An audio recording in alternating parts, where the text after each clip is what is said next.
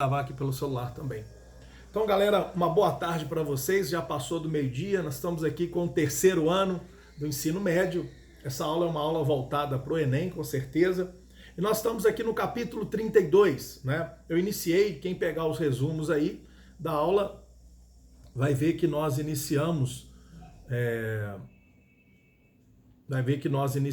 aí o capítulo 32, que é o populismo no Brasil, a democratização e o retorno de Vargas, né? O populismo. Então, quando eu comecei a trabalhar o populismo com vocês, nós falamos o quê? Nós falamos sobre, primeira coisa, o conceito de populismo. O populismo no Brasil, gente, é um fenômeno político. Se ele é um fenômeno político, ele tem data para começar e data para terminar, né? Só pode ser considerado populista, eu até falei isso com vocês, um presidente que governou entre o período de 1946 até 1964, quando aconteceu a ditadura militar. Bom, o populismo, então, vai ficar gravada. Inclusive, ela vai ficar gravada, eu vou pôr lá também, pelo celular também. Vou deixar o link, mas estou gravando pelo celular, que eu vou colocar lá também, para vocês terem acesso, tá bom? Então, o populismo foi esse período que foi de 1946 até 1964. Todo presidente populista, ele era marcado por manipulação do povo, né? Na época, vejam bem, o partido político não era importante. O que era importante era o governo, era a pessoa. Você tem aí líderes populistas. O Brasil, então, teve 5 presidentes populistas. Quais foram? O primeiro foi Dutra. Nós vamos ver a aula hoje, vai ser sobre o governo do Eurico Gaspar Dutra. Um governo que foi apoiado por Getúlio Vargas, foi eleito por Getúlio Vargas. Então depois você tem a volta de Vargas, ou o retorno do velhinho, né? Na verdade é um retorno dramático, porque o Vargas volta para morrer, é o suicídio dele, né? Depois você vai ter o JK, o governo de Jânio Quadros, ele renuncia, aquele suicídio político, nós vamos trabalhar isso depois, e aí vai assumir o João Goulart, tá bom? Então esse é o período populista, os 5 presidentes, Dutra, Vargas, JK, Jânio e Jango. O Jango é o João Goulart, ok? Vamos aí com 22 pessoas na sala, terceiro ano, maravilha. Então, meus amigos, nós vamos tratar hoje especificamente do governo Dutra, né? Primeiro que no governo Dutra foi feita a Constituição de 46. Tinha que ser feita uma Constituição, professor? Tinha. O governo anterior, quem que era? Era Vargas. E se você lembra, a última fase do governo Vargas foi o Estado Novo. O Estado Novo era uma ditadura militar. E o Estado Novo, por ser uma ditadura militar, tinha uma ditadura, aquela da Constituição de 37, né, chamada polaca, que era inspirada na Carta de Lavori de Benito Mussolini, a Constituição polonesa. Meus amigos, e o governo Dutra, ele faz a Constituição, né? Uma Constituição democrática, ele tentou democratizar depois daquele período do Estado Novo, aquele período da ditadura militar. E quem apoiou o Dutra para o governo dele foi Getúlio Vargas. E Getúlio Vargas apoiou o Dutra, né? Ele veio apoiado pelo PSD, que o Vargas tinha criado esse partido para a elite brasileira, e foi criado também e apoiado também pela UDN, né? E aí você tem a volta do regime democrático. O Vargas, na época, fez uma estratégia. O outro concorrente do Dutra era muito inteligente, e o Dutra o Vargas sabia que o Dutra não faria um governo tão bom. Com isso, ele teria mais facilidade para voltar, né? É interessante, por isso que ele vai acabar apoiando o Dutra, e o Dutra, claro, com a popularidade de Vargas, o carinho que o Vargas tinha da população, vai ser facilmente eleito, né?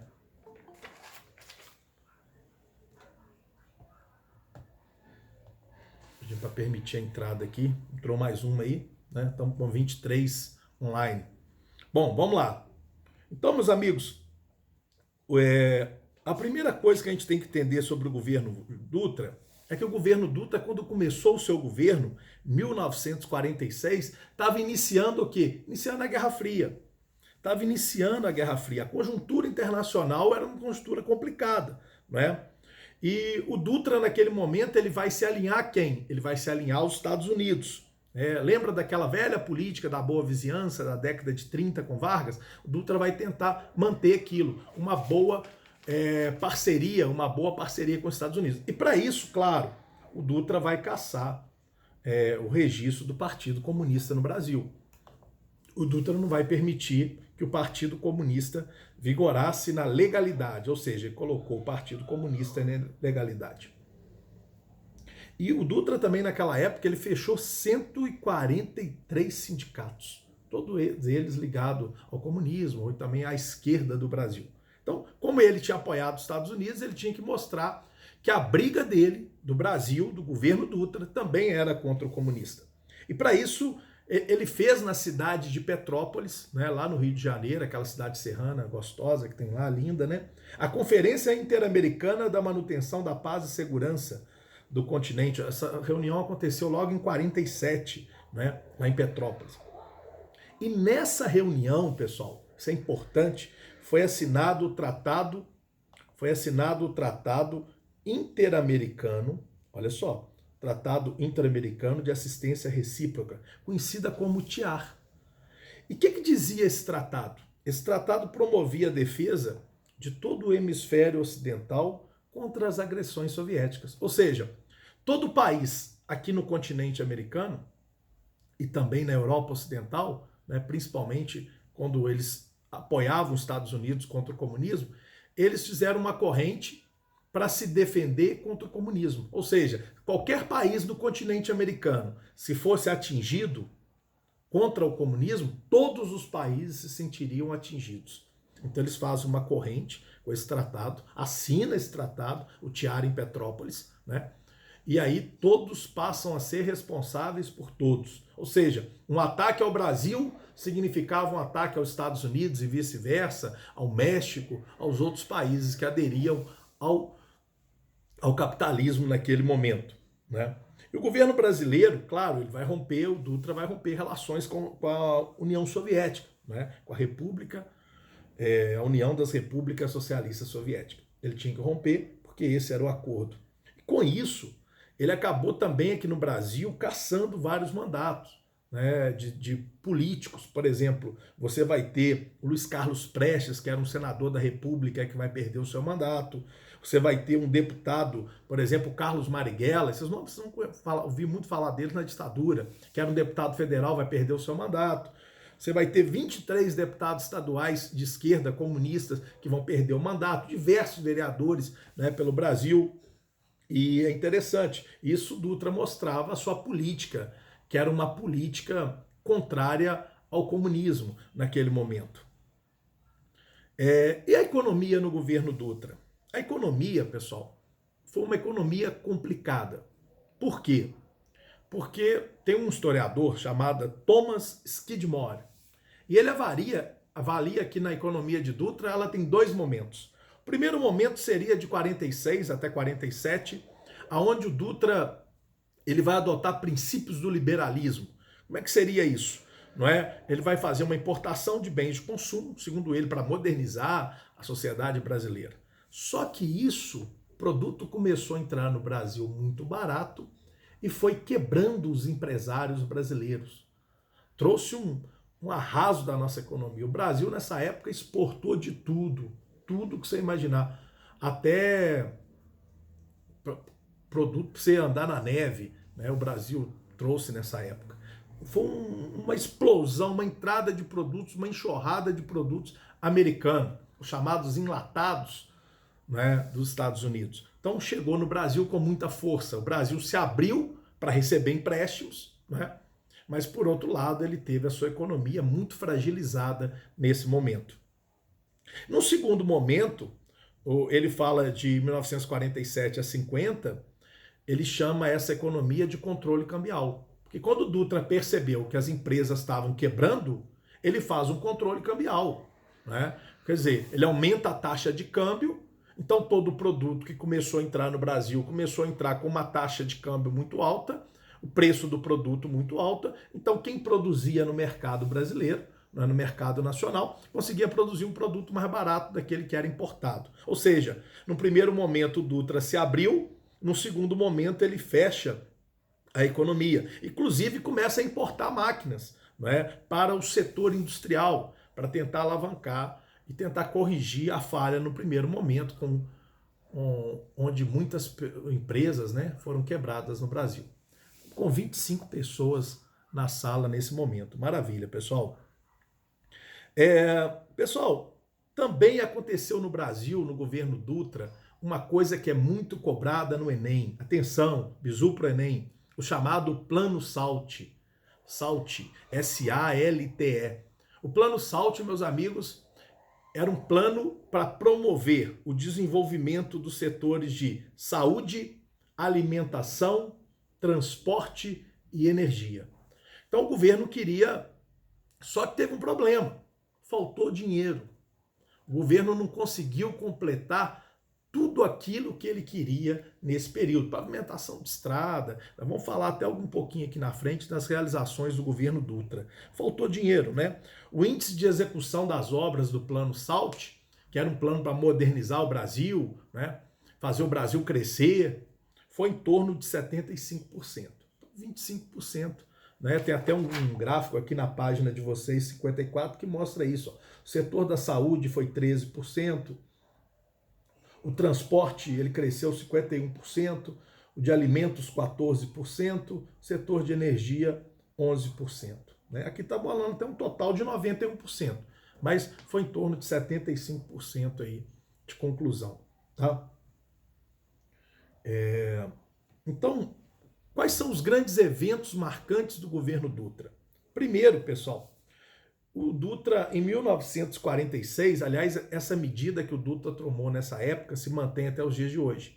Ele fechou todos os cassinos e os jogos de azar do Brasil. Né? A Pampulha, né, a nossa Pampulha, ela tinha lá o cassino na Pampulha, que hoje é o Museu de Arte da Pampulha. Ele falou, era um cassino. Foi fechado na época do Dutra. Dutra proibiu os jogos de azar no país. O Dutra também, pessoal, construiu a hidrelétrica de Paulo Afonso. Essa hidrelétrica ela é muito importante para gerar energia, porque ela foi a primeira grande usina da companhia hidrelétrica do São Francisco, né, utilizando ali as águas do Rio São Francisco. O Dutra também ele criou a campanha O Petróleo é Nosso. Essa campanha foi muito importante. Por que ela foi muito importante?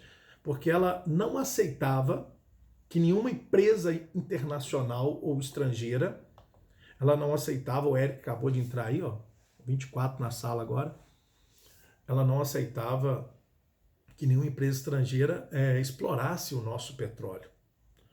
E foi importante para definir, para ser criado depois por Vargas mais tarde, a Petrobras. Petrobras vai ser criada por Getúlio Vargas no seu segundo governo em 1953. Mas o pontapé inicial para a criação da Petrobras foi essa campanha que o Dutra iniciou, chamado O Petróleo é Nosso. Até comprou uma briga com os Estados Unidos por causa disso, queriam explorar o nosso petróleo e o governo não permitiu. Foi bom, né? Acabou criando uma empresa nacional que infelizmente aí foi alvo de tanta corrupção nos governos anteriores.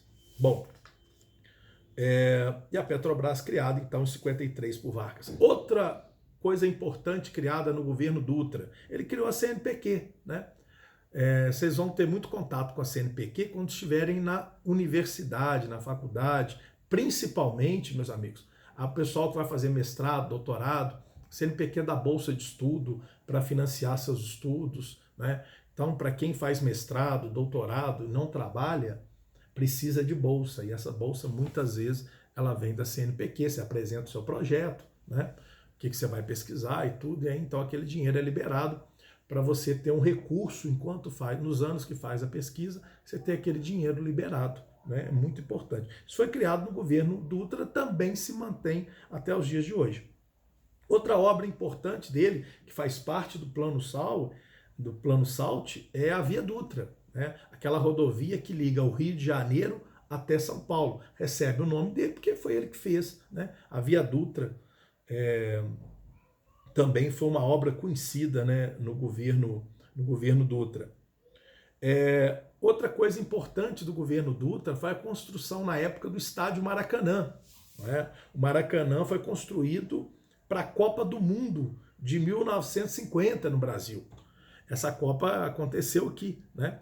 Então, você tem a construção de grandes obras, por exemplo, o Maracanã, que foi feito também pelo governo Dutra. Ok, galera? Então, estamos encerrando a nossa aula sobre o governo Dutra, né? São 12h20 e agora eu quero abrir para perguntas sobre essa aula.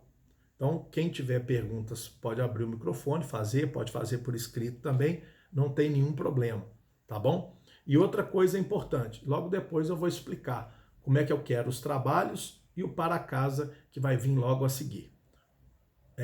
Antes de eu entrar no para casa e marcar ele com você agora, sobre a aula que eu acabei de dar, essa aula foi só sobre o governo Dutra, eu vou marcar um para casa, eu vou abrir para as perguntas então no site aí de vocês, tá bom? Então, quem tiver perguntas pode fazer.